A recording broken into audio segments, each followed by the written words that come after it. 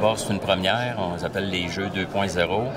On a 2912 athlètes en 2 blocs, à peu près de forces différentes, là, 16-14, un petit peu moins au deuxième bloc, qui arrivent ici au Centre des congrès. Généralement, ça se fait dans des polyvalentes, des cégeps, à avoir 7-8 dortoirs ou écoles qui reçoivent les gens. Ici, ils vont dormir ici, ils vont manger ici.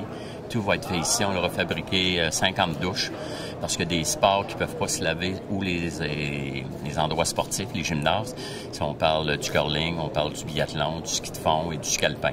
Donc, eux, on leur a fait des douches. Les entraîneurs aussi. Comme ils s'occupent des jeunes, bien souvent, ils n'ont pas le temps de se laver après la partie. Fait qu'ils vont pouvoir faire ça ici.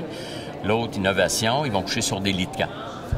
C'est une première depuis longtemps aussi. Normalement, ils couchent à terre dans des classes avec des matelas soufflés. Il y en a qui arrivent avec des kings, des queens, dans le cas de toutes les grandeurs. Et ici, on a des lits de camp. Puis on les a disposés selon ce que la santé publique nous a dit. Le chef me disait hier qu'il va se prendre 4500 kilos de bouffe par jour. On parle au total, on dit 9 jours, mais ça a commencé 3-4 jours avant, ça se termine après avec les bénévoles.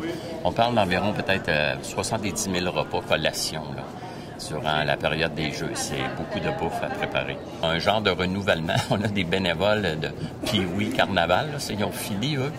Je sais pas, on va aller vous voir. Là. Les gens j'étais au Carnaval, je vais aller avec vous autres, j'étais au Pee-Wee.